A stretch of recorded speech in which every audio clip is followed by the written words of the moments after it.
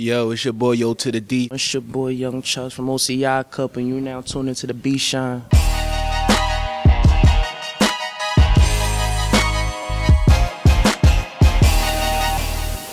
mean, when I first got really in tune with music, I was like a beatboxer more than just rapping and spitting lyrics. I was more just making beats with my mouth. So I wanted to transform into a computer version and something, just go serious with it. So that's what inspired me, is just the beat making process alone. Living in our household with DR period, you know, you always gonna be surrounded by music all the time. Waking up, hearing that vibration from the amps, you know, it always waking you up crazy. You already know DR period is maybe one of the most inspiring people that I could say it's changed my life, really. Got me into this music and got me doing what I do now. So I remember a time where I was in school and a group of people was freestyling and everything. It was like a little cypher going on. At the time, I wasn't really big on my rapping skills. I wasn't really like confident in myself because I was just starting out. So as everybody was rapping, I approached the scene, you know, I observed everybody, what they was doing, and I wanted to hop into it. Everybody encouraged me, but I was always like the shy type. I never like letting my emotions come front, where I like thinking first. So I sat back, I just watched, and then long story short, I got over my fear. I got in there, I started spitting, I started wrecking, and everybody started going crazy. That's when I realized, like, yo, this hip-hop thing is crazy. That was my first real hip-hop experience. That was my first real. my pops had me, well, he's building this office upstairs on the 3rd floor and everything, and when he's building the office and everything, that's when he's really getting into his creative side. I'm young, you know, like 5 or 6. I don't know what age I was, but I was like around 5 or 6, making that sample hit. You know what I mean? It's the first time I ever heard a sample song before in my life. Sitting in the studio, he starting off from scratch from the sample, and then he started adding the kicks, the hi-hats, things like that. That joint really inspired me. Like, I never heard anything like that in my life. Like, that joint really made me want to start doing what I do.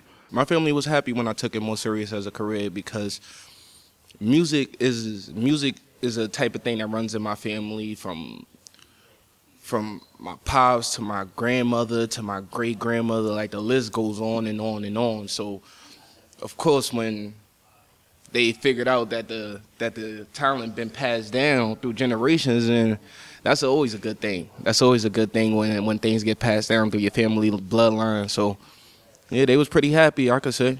They did. They take me where I need to be. They love what I do. They like how the way I do it, you know what I mean? So they really appreciate me, you know what I mean? They really support, like, #1 support group. My biggest challenge is stepping out of the box, because that's probably one of the hardest things to do as an artist, is step out of the box, think your own unique way, and really come up with your own way of doing things.